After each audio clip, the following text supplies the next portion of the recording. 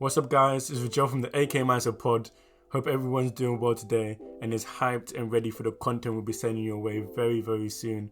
Today I'm continuing this series of videos on mangas and animes I've been following, with my reading material choice being Martial, Muscle and Magic.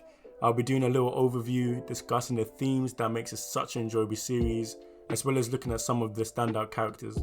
Hopefully you guys enjoy enough to read it yourself. I'm out here trying to inspire you guys to pick up new reading material, man's trying to be the plug. There's not everyday One Piece and My Hero. You gotta switch it up sometime, spice it up. So yeah, let's just jump into the video. Give us a like and a follow. Hopefully you guys enjoy. Let's go. It does seem that Martial, Muscle and Magic could be here to stay, surviving that premature cancellation period that many good series face, especially during their initial introduction, being discarded by Shonen Jump. RIP to those who fell short and did not make it here. We will miss you. Actually, I lied.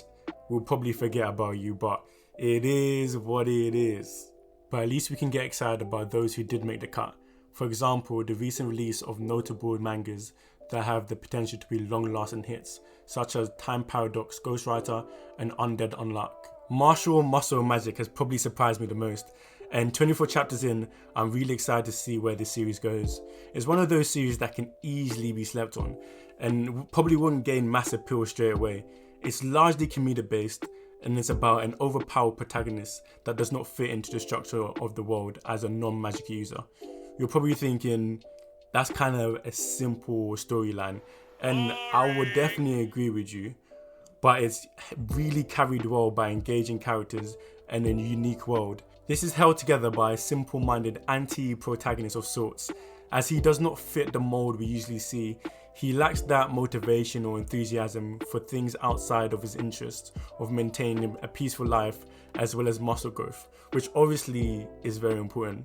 As we all know, gym is life. He definitely doesn't have an all-inspiring dream that most protagonists have, yet he brings and showcases a similar intensity in specific moments, by showcasing a desire to chase a specific reality that he wants to create. But most of the time, he lacks that complexity when compared to his counterparts. Legit, there's nothing really complex about a guy who just wants to hit the gym, who has a love of food that's probably only equal to mine, and for the sake of his father has decided to enter wisdom school to accomplish his goal of creating change. I say goal, but it's more of a need. He needs to restructure a world that wouldn't let individuals like him live peacefully. More than anything, I would argue that he's forced to take action. The one thing I can't just ignore is the fact that the writers are 100% ripping off a load of ideas from the J.K. Rowling's Harry Potter series. Like, I'm reading it and I'm like, wait a minute, I know I've seen this somewhere.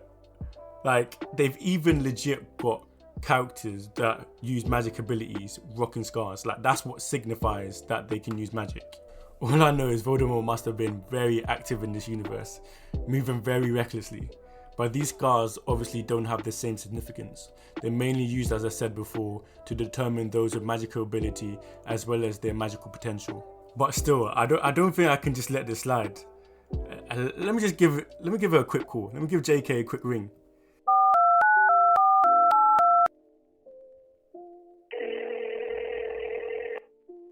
Yeah, hey JK, yeah, it's for Joe. I'm a big fan.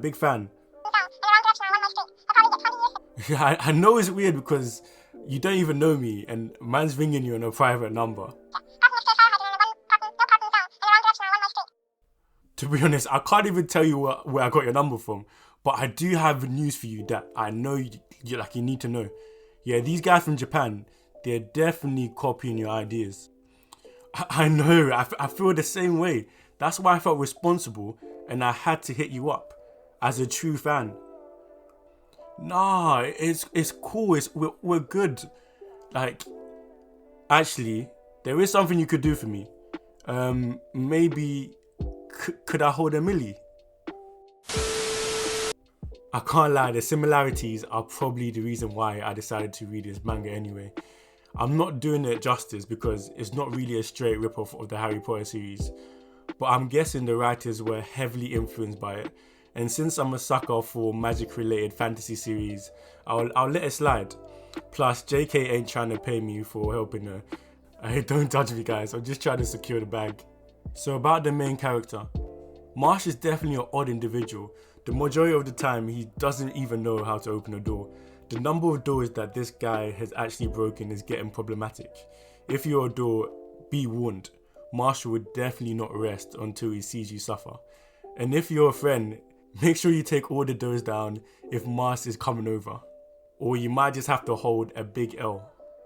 Obviously, he's a very disciplined individual, sticking to a strict gym routine which has led him to displaying ridiculous bouts of strength and power, unless there's more to it that hasn't been showcased so far, like maybe he sacrificed his magic potential to increase his physical strength. I might be reaching, but you never actually know. But what we do know is that he has full trust in this ability, to the point that he believes it will allow him to bring about the change he wants. As I mentioned earlier, this is the need for peace for him and his father, and to do this, he has to attend Eastern Magic Academy, aka Hogwarts School of Witchcraft and Wizardry, a school that's set up in a way that elites from prestigious families and organisations are favoured, allowing them to create a cycle that upholds their dominance, so that they can continue to control and dictate magical society, trying to prevent people that are seen as unworthy from having any real power. It's funny because any way you spin it, this really is the manga version of Harry Potter. Like, it's crazy. And as society and the school is built in this way, they aren't really trying to see individuals like Mars succeed, as it undermines their ideologies and beliefs. So they end up taking steps to preserve their power. So during the trials or Tri-Wizard Cup mini arc, Cloud Lucci, a professor at Eastern Academy, tries to put a plan in motion to stop Mars from passing, by getting one of the other participants to sabotage him. But this fails as Mars literally forces his way through the maze, creating paths where there were none, with brute strength, finishing the maze in the allotted time, whilst making a new friend of sorts.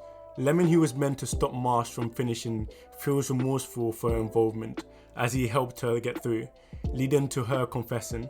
Now Cloud has no way of hiding his involvement, and narcissistically reveals, as the exam conveyor, he can fail any student who wants. And as both Marsh and Lemon are commoners who he believes are unworthy of the school, he will be failing them. But obviously, as we know, and we'll soon find out, Marsh doesn't take L's. Showcasing his strength and speed, he grabs and breaks Claude's wand, and he defo has a natural affinity for breaking things, but at least in this moment, it's useful. And this is where we get the first appearance of Wilbert, the headmaster, aka Albus Dumbledore, announcing that both will pass to the final stage regardless, as he's seen their unfair treatment, leading to the interview stage, which obviously Marsh passes in Marsh fashion. Now that Marsh is officially a member of this elite wizarding school, we are introduced to Finn, one of his roommates, and that's when we get an important conversation about how to become one of the Academy's divine visionaries. These are standout students who are allowed to gain a position in the Wizarding Bureau, which is definitely very important to Marsh, as he needs to do this to create a world of peace he seeks. This position is acquired by collecting gold coins given for great performances, and taking into account that he has zero magic ability and isn't the smartest guy and hasn't shown any knowledge outside anything that does not relate to physical training. With this in mind, he actually realizes this is not going to be simple.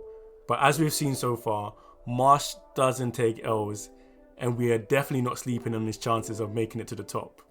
Only a few people can attend a school of magic with zero magic ability, and to be honest, I don't know how this goes unnoticed the majority of the time, because he really just uses his physical abilities to get through most of his classes. For example, when he had that broom riding class, as you do, my guy really broke the flying world record by throwing his broom and jumping on it mid-air. That legit killed me, because everyone was so shocked and he was just standing there with a blank expression, like nothing happened and he didn't care, like this was normal. Definitely one of the funniest moments for me. Other standout moments so far that I really believe truly capture the series and definitely should be the reason for you to pick this up and read it includes the Squidward game. Marsh is recruited into the team after breaking the flying record in class. Even though he continually tries to tell the captain that he actually can't fly, the captain thought he was just trying to be humble. So it's game day, We have Elder Dawn versus Langdorm, and at the beginning of the game, Marsh is just standing there whilst everyone is playing, wondering how did he get himself into this situation. But after one of his teammates are injured and gives a mini all-inspiring heroic speech, you know, the usual cliche heart-stirring speeches that move those who hear it into action and usually leads to victory. Yeah, it was one of those. So obviously, as the protagonist of the show, Marsh jumps into action, and like I've continually said throughout this and pointed out, Marsh obviously doesn't take L's. Keeping himself afloat by rapidly kicking the air around him, he then performs what I can only describe as legendary ball control, defying all physics, sending the ball into a continuous rotation from his hand to the goal for the rest of the game, securing the W once again, of course, because Marsh doesn't take L's. The next great moment was one of my favourite fights so far, Lance Crown versus March, where he showcased his hamstring magic. It's the first real moment where we get to see how he ranks against like other magic users in a proper fight, and he is very competitive. The combination of speed and brute strength, agility is a problem for anyone he comes against, especially since he takes most of them by surprise, as I expect they're usually used to fighting against other magic users. Also, the interaction between Lance and Marsh regarding Lance's relationship with his sister is hella jokes. And obviously this video will be incomplete without a special mention to self-proclaimed protagonist of the show, true king of simps, Doubt Barrett. Sorry Bam, you didn't make the cut. Legit, this guy really thinks everyone in this show is a side character, and I know he's really gonna kill him when he finally learns the truth. To be honest, he does have the trademark protagonist hairstyle, so maybe he's right. Is it really his fault? Like, how can we judge him and his beliefs when he lives in a world where individuals that are blessed with great dramatic hair are the ones worshipped as the true leaders of the new world, as great protagonists?